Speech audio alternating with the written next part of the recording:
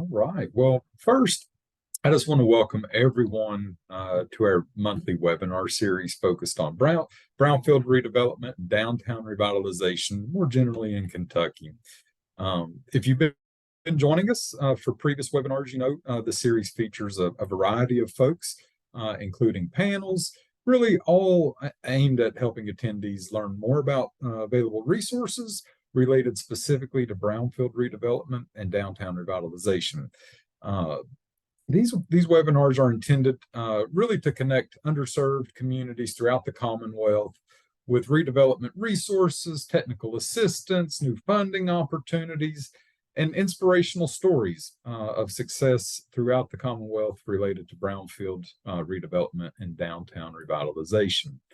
This series is one of many, many new opportunities planned as a part of the partnership between my organization, the University of Kentucky's Community and Economic Development Initiative of Kentucky, and Kentucky Energy and Environment Cabinet's Department of Environmental Brownfield Protection. We've been having a lot of events. Some of you may have recently attended our Brownfield Boot Camp. But we have a lot of things planned in the near future. But before we get started, just a couple housekeeping items here. We're recording these sessions, so this is being recorded, and I will make those available after the webinar once we get the video edited and closed captions added. But I'll share that with each of you and everyone who registered. The other thing is you'll notice a Q&A function in your menu.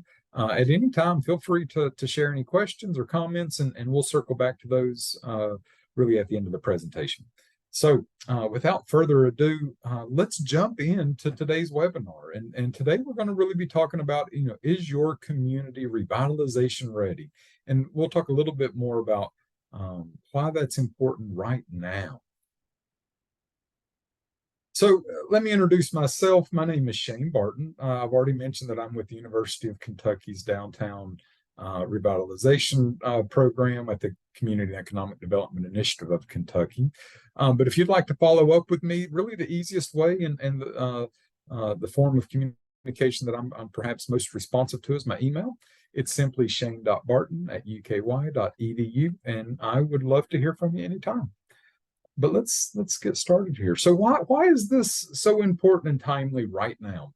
Well, the reality is there are a number of EPA solicitations for brownfields grants that are supposed to be released this month. Here's a list of the few that are slated.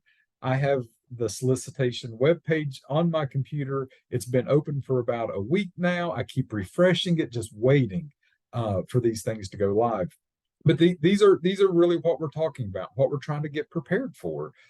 There are a number of great opportunities, and as a result of the bipartisan infrastructure law, we'll probably see higher grant amounts and a higher number of grants awarded. So I would invite you to at least check out the EPA solicitation page for the Brownfield program. And read a little bit deeper into these types of grants to see what may be best for your community or organization. But what we're really going to focus on today is getting revitalization ready, whether that is to take on a project or to start to think about how your project can be most competitive for one of those grants I just mentioned. A lot of the material that I'm going to be sort of distilling for you today comes out of the EPA Revitalization Ready Handbook.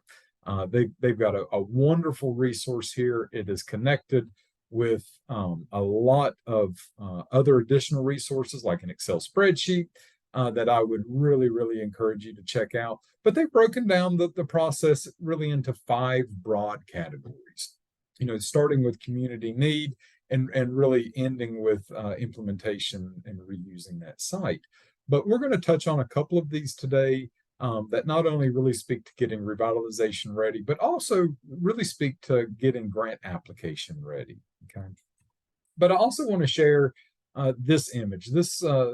We sort of created this to distill it down a little bit and to put a little bit more emphasis on the community engagement piece, because really that does more times than not, really launches the idea and starts to build that team of champions that are really, really critical moving a project from initiation or ideation into successful implementation.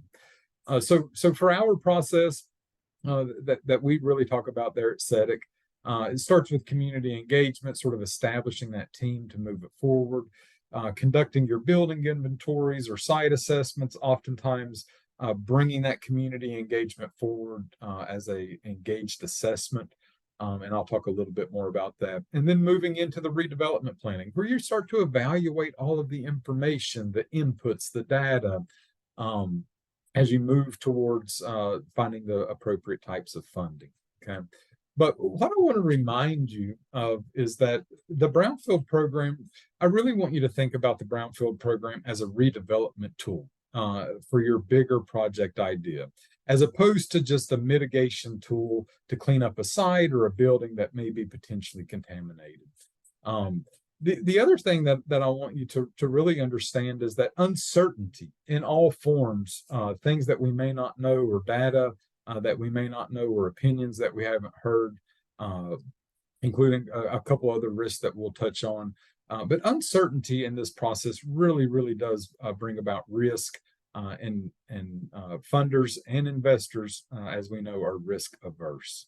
Okay. But when we think about how a community decision may move forward, or a community may move forward with a redevelopment project, there's a couple things that you really need to be thinking to yourself. Will or does this project meet the community need? Is it solving a problem? Is it addressing something that is really needed by the community? Is it financially viable or realistic? And we're not going to touch too much on that today. But really, that is something that project success can be hinged on. Are the risks acceptable to the community and the participants, the stakeholders, all the people involved? And then, do we have the resources available? Have we leveraged or stacked enough capital to move beyond just an assessment, but to a redevelopment project? And maybe even more important, how does that redevelopment project fit within the broader context of the community vision? But, like I said, deal breakers, they often result from data gaps or uncertainties. And those uncertainties, again, reduce risk into your projects. But when we think about community readiness, is a community ready to take on this sort of work? How prepared are you to tackle an issue or a project or even a grant application, right? So, the thing to remember here is that readiness varies from community to community. And on one hand, you may have absolutely zero awareness of the opportunities or the concerns, the problems, or the potential solutions. And then on the other sort of spectrum, or on the other end of the scale, you have complete ownership by the community in implementation in those projects or ideas or redevelopment efforts. But here's a couple things that you can start to ask yourself if you're reflecting, is my community ready to take on this sort of a project or grant application? Ask yourself, what sorts of programs or policies are already underway? Are there things in the community that are currently trying to address this? Are there any existing community planning efforts? Or is there a plan? Is one of the questions that we often ask ourselves. Are there any activities or efforts currently underway? Is there any kind of community support that's already bubbling up, or community conversations? What's the sentiment? And then, in particular, in rural communities and under-resourced communities, where a small number of people often wear a lot of hats to get things done, ask yourself, who are the people that are getting things done in our community? And do they have an opinion, or what role are they playing in this particular project or concern? Is there a prevailing attitude in the community about the issue? Are people concerned, say, about vacant buildings or blight? How much of a concern is this issue? How high of a priority is it for your community? And then also, consider the challenges. What are the obstacles in addressing this? Why hasn't it been addressed in the past? And are there other resources that we may be able to leverage or pull together to really direct at this project or idea.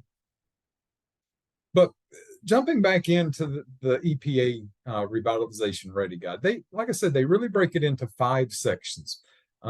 Understanding your needs, collecting information, evaluating that information, defining your path forward, your reuse plan, and then making it happen. But today, what I'm really going to focus more time on are the ones that have the little blue marks beside them. In the reuse assessment, we'll briefly touch on some of that. I'm not going to get too detailed in those pieces, but I'm going to share where they fit in and how you may want to consider them, in particular, as you're pulling together resources or a grant narrative for one of those EPA solicitations I shared earlier in the presentation. Okay. But, like I mentioned earlier, we often start with community engagement, what the community need, why is this something that we want to focus on right now? And oftentimes I'm going to recommend that you start with the voices of the community. Are they or may they, who's going to be affected? Who in the neighborhood is impacted by this brownfield blight or potentially contaminated site or building? Who else needs to be at the table here? Obviously, folks who are impacted, but also, are there people in your community that simply need to be kept aware or informed? Are they involved in the evaluation process? Are they involved in making final decisions? Thinking about local government or other elected officials who may not be at the table for every meeting, but may want to stay informed, or potential philanthropic organizations that may be an investor of sorts in your leveraging strategies.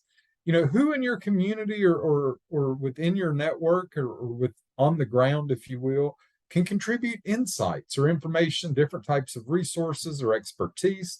And if you're doing this work in Kentucky, I would certainly suggest, one of the first partners would be to reach out to the state Brownfield office and create a relationship with those great folks, because they're going to be able to contribute great insights and have a number of resources available to help you through your planning process and as you're sort of conceiving and working on brownfield redevelopment. Likewise, you can reach out to me if there's things related to community planning more generally, or technical assistance around engaging your community to start to think about and do some of the assessments that can get you a head start on your redevelopment project. But then perhaps the most important is whose consent or approval is most important. Now, for brownfield projects, this certainly includes the property owner or potential property owner, but the property owner is a critical piece in this process, sort of seeking their consent to access property if you plan on doing any site visits to the site other than looking from a public right of way. But getting the consent of those property owners is a critical piece here. But who else is involved? Really everybody. We're talking neighbors, the property owners, the potential buyers, investors, private public sector, regulatory agencies, and certainly issues-focused nonprofits. Okay. But I want to share this quick graphic. This is this represents a downtown team, sort of an archetypical downtown team that we experienced doing downtown revitalization, mainly in Eastern Kentucky. Whether you call it your downtown team, your management team, create an advisory group, or even create committees and use committee structure, it starts with your team, because not only is your team going to sort of help distribute the work, but this is where you're allowed to bring in expertise and ideas, specific voices that will help shape the future of the redevelopment project, and in particular, sort of the vision of where the project goes. But for our downtown teams, it often included someone from local or county government, a business interest like the Chamber of Commerce or your Main Street Merchants Association. Oftentimes, since our downtowns are really kind of nodes of activity or attraction for regional tourism, Many times our tourism commissions or directors were involved. If there was a downtown manager or Main Street manager, that paid staff person, they were at the table. And then we certainly have a number of issues focused nonprofits, including philanthropic organizations. But that outside circle sort of represents a number of other partners that were at the table during some of our previous downtown work. But our list to the right provides a number of others. Really, I want to remind you to think at the neighborhood scale here. Start at your neighborhood level and build out from there. But you can see a number of interests listed of stakeholders to consider as inviting as a part of your team who may also have an interest in this sort of revitalization work. But I want to direct you to a particular resource called the Downtown Team Series. And I wrote this sort of coming after the Promise Zone downtown revitalization work that we did. And what I do in these documents is really sort of capture in detail who was at the table and what brought them there. What roles or interests did they have in downtown revitalization? Not only is this a great tool to think about who should I invite to the table, but also a great tool in thinking about how can I communicate this sort of work to them to maybe connect it to something that they're already interested in. Okay. But invite you to check out. It's a free resource. You can download it right off of our website there listed below them. Okay. But when we look at sort of the key principles of community engagement as presented in the EPA Revitalization Guide, this is really what they share and prioritize. The community or the team should define sort of your target area. You should start to gather data around that target area. Engage your community early and often throughout the process. They really recommend approaching the brownfield project as part of a longer term investment strategy, a part of a bigger plan, a bigger redevelopment vision. Again, think about it as a redevelopment tool as opposed to a mitigation strategy for an individual site. Really ensure that your engagement strategies are accessible or accommodating. We also add creative and fun to the engagement sort of piece there. But remember, engage at the neighborhood scale. Talk to people, get around the neighborhood. Make sure that the community has access to the information that you're gathering or sharing. And establish a really transparent way of how you're going to communicate and how you're going to provide follow-up. And then lastly, establishing realistic expectations around some of your project goals and sort of what you expect from the community as a part of their participation. But, since we're talking about engagement, I want to make one quick point here. Oftentimes, outreach and engagement get used sort of interchangeably. And I want to make one distinction here as we talk about engagement. And that when we talk about community outreach, what we're really talking about is a short-term, a communication strategy. It's one way, it's sharing information, it's directional from one group to another or from one entity to another. It's often transactional where I'm providing you this information, right? It's a communication strategy, right? But when we're talking about community engagement, we're really talking about a long-term process that's focused on relationship building, not just communicating information. It gets us to think about how can we collaborate? How do we serve each other? How can we connect? How do we all benefit from this? And how do we listen to each other? It's cyclical, it's iterative. But at the end of the day, it's really about building those relationships and connecting community voices to community goals. I want you to really think about your project or your idea, your brownfield project, as part of a long-term investment proposition. What do I mean by that is, consider how your specific project, whether it's a gas station, a theater, a laundromat, an industrial site, what have you. Consider how that particular site or number of sites really are integrated into a broader area strategy. to eliminate sort of environmental impacts or economic barriers that ultimately support your community's long-term health and vitality, quality of life. How can you leverage the Brownfield program to improve quality of life in your community? And also, that area-wide strategy, when you connect your brownfield project or projects within a broader plan of action or a broader strategy, it signals that that community has made a commitment, that they are committed to integrating sort of these large systems moving forward to try to leverage as many opportunities as possible. Why is this important? Well, it really signals to investors, whether public or private, that this is an idea that the community has committed to, potentially already began investing time, energy, resources, or efforts. So it starts to reduce some of that risk that we mentioned earlier. Okay. So, let's sort of go through some of these steps that the EPA prioritizes as a part of their key elements of engagement, because there's a few that I really want to uplift, because these are also key as you start to think about pulling together your grant application for any of those EPA brownfield solicitations that I shared earlier in the presentation. So the first thing is, defining the area. Are we working on a corridor? Are we working in a whole city? Are we working on Main Street or downtown, a number of blocks? Are we working on a number of sort of regionally positioned sites that are connected under some other sort of administrative geography, like an area development district? Okay. But first, we have to define the area that we're going to focus our work on or our plan. These boundaries can be physical, or they can be established using sort of social dynamics and characteristics, right? So they could be bordered by roads or rivers, open spaces, national forests. They could be defined by blocks or census tracts or neighborhoods, right?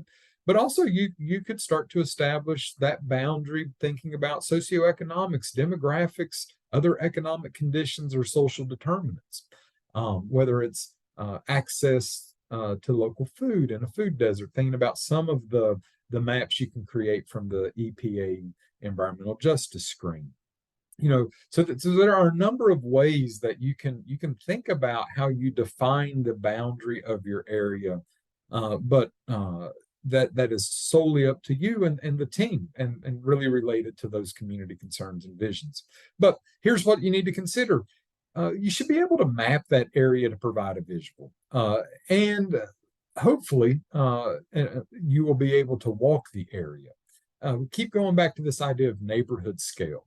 And I just want to invite folks, once you've defined that area, in particular, if it's walkable, walk the area, talk to folks, talk to people who are impacted or sort of engaged in or around those sites.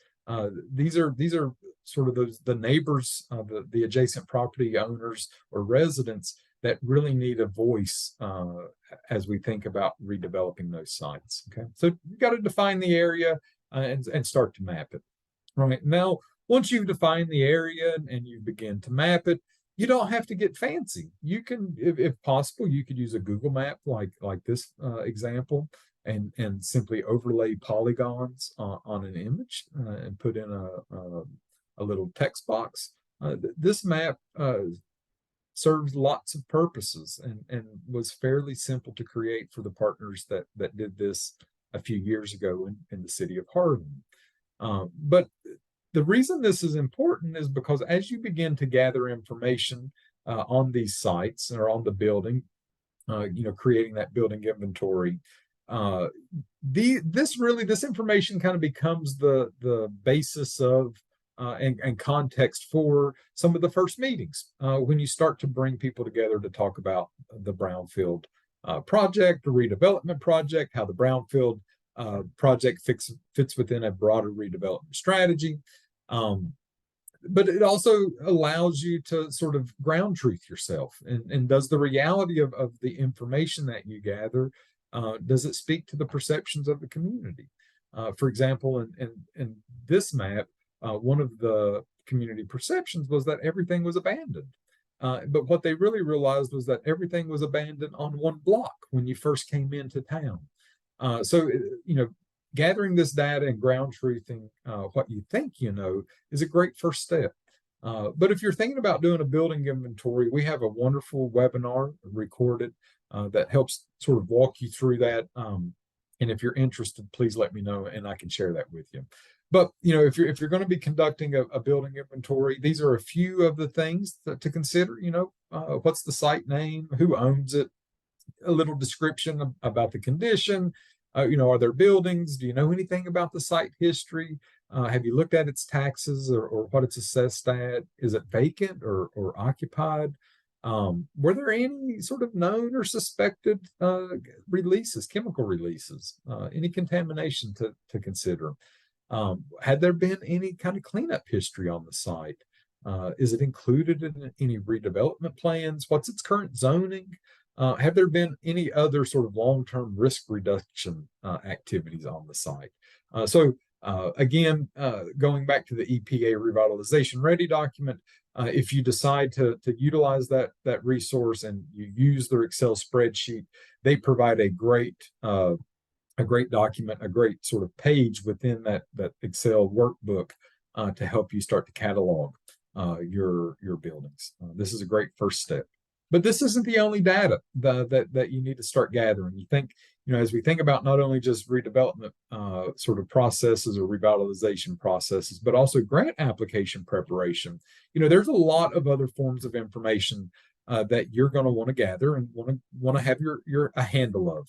Whether we're talking local demographics or that inventory, whether you've conducted surveys or focus groups or interviews, are there existing plans or a community vision?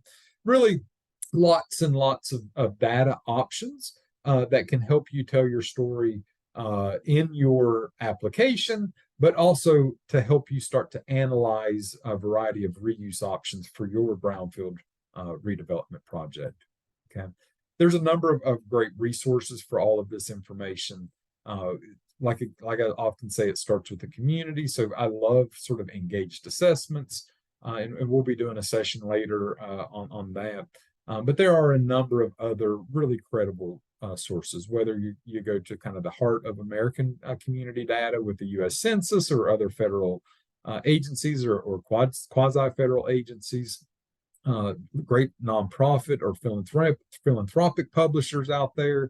And then here in Kentucky, we have a number of sort of Kentucky-centric, including CEDIK's website, where our research team compiles a number of data profiles for each county on a number of topics that we update constantly and are free for you to access. Okay. But here's a reminder, our next webinar in October 25th, from 1 to 2, same time, is going to be on finding the right data to tell your story. Really thinking about, what data is going to make your grant application for EPA solicitation more competitive. Okay.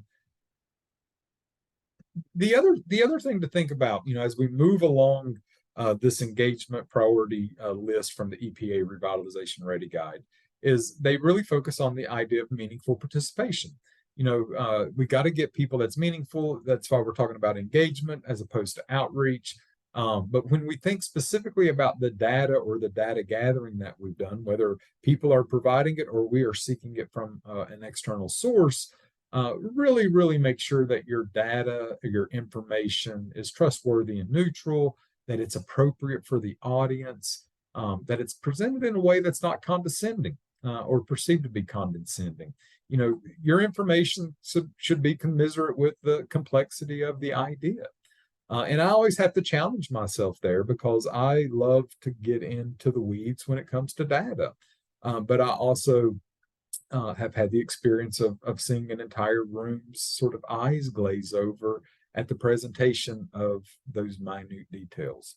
So there's a balance to strike when we're thinking about the most appropriate data to create meaningful participation and get everyone on the same page. Because ultimately, this information and these conversations are what drives your future decision making and shaping your vision and your project goals. Excuse me. we need to have realistic expectations, and it's important to consider constraints that might shape the project goals. I know passion leads me here all the time, and oftentimes I start with a grandiose vision that then has to be sort of scaled back through sort of the reality of sort of all of the things at play or the constraints at play. That's not a bad thing. It's great to have big, lofty visions, but we have to have realistic expectations. And some of the ways that we do this, in particular, when we're thinking about sort of return on investment and financial feasibility, is there are some data analysis processes that really provide this kind of realistic viewpoint, in particular when it comes to finances. You may want to do something like a market study to see, what types of economic development opportunities would be most beneficial in that site or amongst those collective of sites. You may want to look at the specific opportunities or constraints and really start to investigate those or do some financial feasibility. Certainly you're going to be doing a financial pro forma, thinking about the true cost of the bigger redevelopment project, but thinking about what's the long-term financial feasibility. How do these numbers add up? Considering local resources, local government resources may be important because and oftentimes local governments are kind of the early investors to help move some of these challenged or stuck sites forward. And then it's also really important to really consider the timing of the property transfer or ownership, and if there are things that may prevent a project moving forward the way you may imagine there. So, I'm going to invite you to really look for opportunities to accommodate community needs here and concerns. Try to minimize the future frustration. These market studies and feasibility analysis, and when we start to get into finances, can really be kind of killers for folks who have their hearts set on these big, lofty projects. But just look for those opportunities to flexibly accommodate those community needs. Prioritize that because that's ultimately the goal here, right? Is addressing community concerns or needs with these sorts of redevelopment projects. Okay. And so again, asking yourself, have I considered all of the needs and concerns? Are there gaps that exist in my community around resources or services? Gain the perspective of the folks who were impacted. That's why, that neighborhood scale and walking around and talking to people is so critical. As you're thinking about getting revitalization ready, and in particular EPA Brownfield grant ready, make sure you've thought about, are there social concerns or needs, or do we have communities that live in isolation? Are we lacking community pride or sort of exhibiting apathy towards the environment? Are there crime sort of statistics in the neighborhood that we need to acknowledge or that folks are concerned about? Are there specific health concerns? Are there sensitive populations to sort of the environmental exposures? Are there negative health outcomes or other disparities like food deserts or nutrition in that area that you're focused on? And then what about services or the physical environment? What's that infrastructure look like?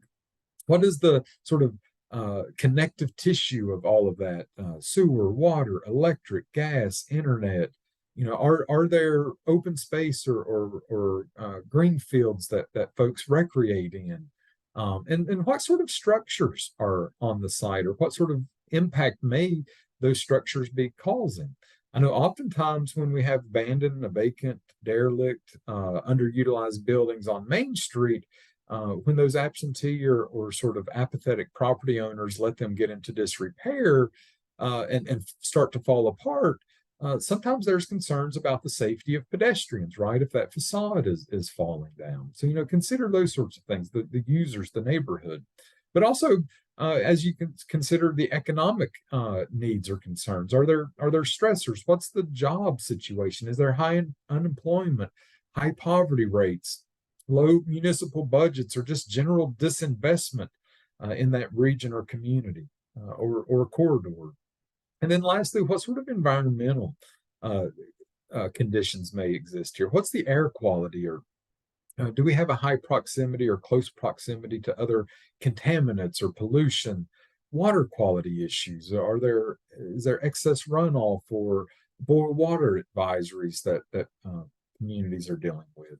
These are the sorts of needs and concerns that I want to invite you to consider as you're thinking about what those redevelopment goals or visions may be.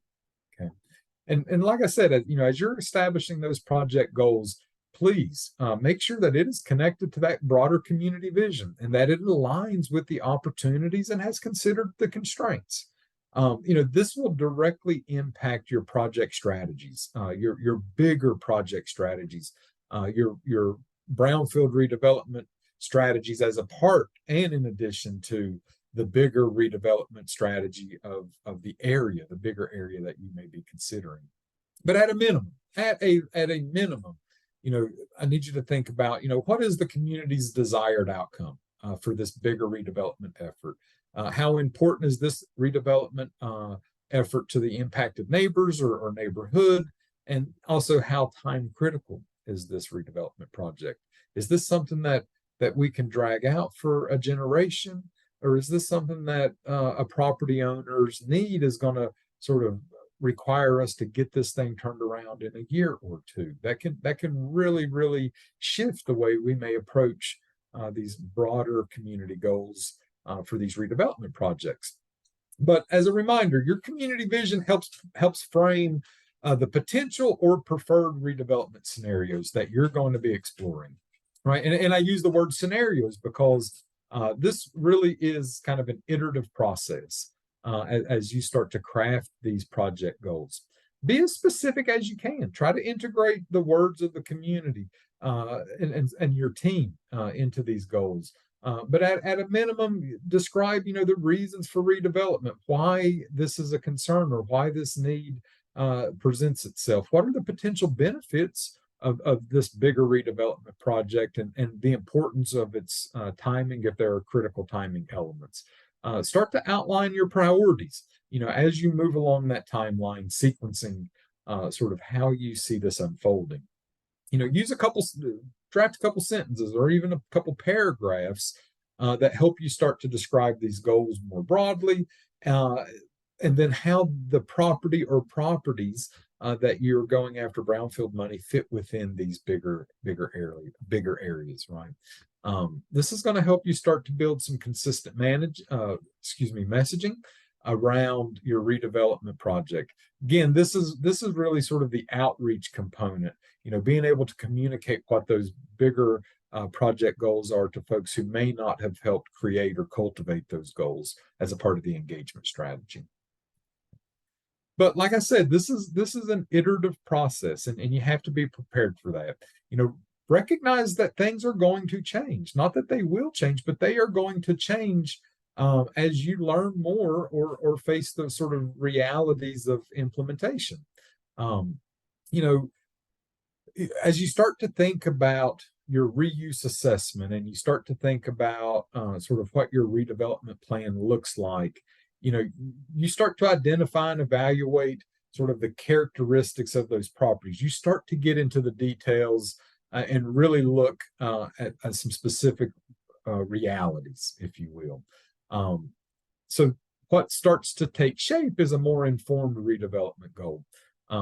As we learn more about those sites, in particular, if we've conducted a phase 1 or phase 2 and learn things about potential or existing contamination, this will start to shift what our reuse strategy or assessment is. But I just want to remind you that this is iterative, that as you learn more and as things sort of present themselves, you may have to be flexible here.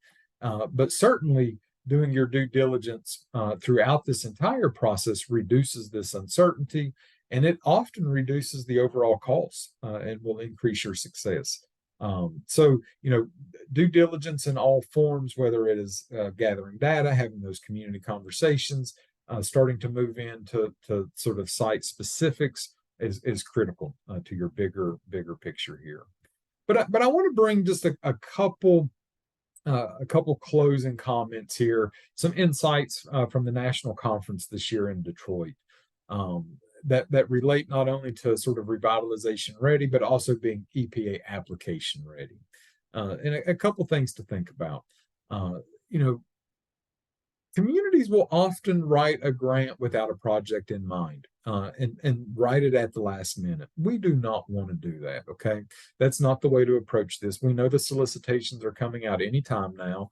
You're going to have a sort of a set window to respond and apply, but if you don't have something in mind right now, or don't have a specific project or redevelopment project, please sort of think about how you're going to approach this. It's always good practice to write the grant. It's good. I mean, it's good practice to sort of understand what that process of using grants.gov and all of those things. But if you don't have a specific project or site identified, you may want to think about the next sort of year or so as you're planning time to think about, how do we start to identify the resources and do some of the groundwork to get revitalization ready, which will ultimately also make you application competitive, right? It'll start to make you more competitive because you've started to invest in the redevelopment project already with that local time, expertise, and skills. It's good to have a sense of what your end use for a site is from the beginning. This is going to shape your investment roadmap and how you leverage those resources. And because ultimately the goal is not for properties just to sit there after they're assessed, but that it to be redeveloped in a way that really starts to align with community needs, concerns, right? Start to break that project down into little pieces or incremental elements to help you maintain and build momentum. And don't forget to try to at least estimate the cost for each of those pieces, or each phase of the project. There is currently a lot of money available. And the Brownfield Federal Guide, the bulletin, I will send it out with the email with this webinar, is a great resource for you to sort of search through and find a number of federal agencies that can help you provide different financial opportunity or provide financial pieces to different elements of your redevelopment project, a way for you to leverage that capital and start to stack it in a way that makes it seem a little bit more obtainable and manageable. Okay. Now, we know local officials love sort of cutting a ribbon. Who doesn't love celebrating a new business? But think also about shovel-worthy projects. There's now a bigger focus with some of the funding for shovel-worthy sites. And what do we mean by shovel-worthy? Are you revitalization ready? Have you engaged your community? Do you have a representative team? Do you have a strong community vision that draws in the voices of the neighborhood, sort of puts that up against sort of the realities of the data, and has started to sort of create or formulate a long-term vision for a broader redevelopment strategy? Have you made a commitment to do those few pieces to get you ready and competitive, right? So again, just some things to consider, that came to light at the national conference. But as a reminder, I want you to consult, and I'll also send a link to this in the email follow-up. Consult this guidebook. It is a great resource, not just for brownfields, but for community development in general, where properties may be transferred or being moved around, or their ownership moved around. But additionally, I'm going to invite you and suggest that you check out their Excel spreadsheet, the workbook that goes along with the guidebook here. It has templates and as worksheets within the Excel spreadsheet that sort of help walk you along to document each of these critical components along the way. Also want to remind you that, like I mentioned, there's a number of EPA grants available right now, solicitations around brownfields, but there is an upcoming scheduled webinar that the EPA is leading, September 26th. That's, I believe, next Tuesday from 2 to 3:30. And this is really going to be sort of aimed at helping attendees learn and find out, how to successfully apply for the competitive grant. So they're going to cover, the competition process, the application through sort of evaluation and how they select. There's going to be some great insights provided as a part of this, and I certainly invite you, if you're interested in going after any EPA grant, to join this webinar. You do have to pre-register to attend. So check out that website in blue, and make sure you get yourself registered if you are considering moving forward with a grant this cycle. Okay, but and as you think about it, as you think about sort of moving forward with the application, just a couple pointers here, a couple things I want to remind you. You've got to tell your story. You got to share your vision. That is a part of the story. Reference your plan. And what I've been talking about, this revitalization ready process, is really sort of getting to creating a plan, whether you're calling it a plan or not. What does the community need? How are you solving that need or concern with this bigger redevelopment project? That is all part of the story. But one critical reminder here is that your community engagement efforts and the voices of the neighborhood really should underpin all of this, and not simply the data that you've gathered or compiled and aggregated. So, again, just emphasizing the notion here that, start with the community, end with the community. Let that be part of your story and your vision. Obviously, you have to be realistic and bring in the data or gather your own data. But if you can follow these few steps, sort of the first part of the EPA Revitalization Ready Guide, you will certainly find yourself also ready to move forward with some of the EPA brownfield solicitations for upcoming grants. Okay. Now, that is the closing. I don't know if we have any questions or comments here, but I'll check right now. It doesn't look like we have any. If you've got a question or a comment that you would like to share, or if there's a resource or some other sort of technical assistance that this presentation may have sparked that you want to know more about, please share it. I'll wait just a few minutes here, but again, it has been a pleasure having you all on our webinar today as the room started to fill up. Again, my name is Shane Barton with the University of Kentucky's Community and Economic Development Initiative of Kentucky, serving as our Downtown Revitalization Coordinator, really supporting communities, under-resourced and underserved communities throughout the Commonwealth. The easiest and most effective way to reach me is shane.barton@uky.edu. But I'll sort of wait here just a moment to see if there are any questions that come up, and if not, we'll call it a webinar.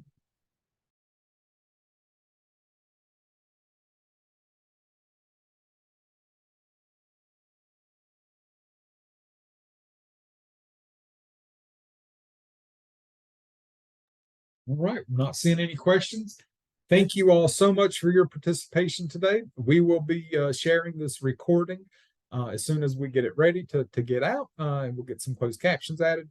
But I thank you all so much. Please reach out if you have any questions or want to seek some additional technical assistance or resources for your redevelopment project, brownfield site, or potential grant application.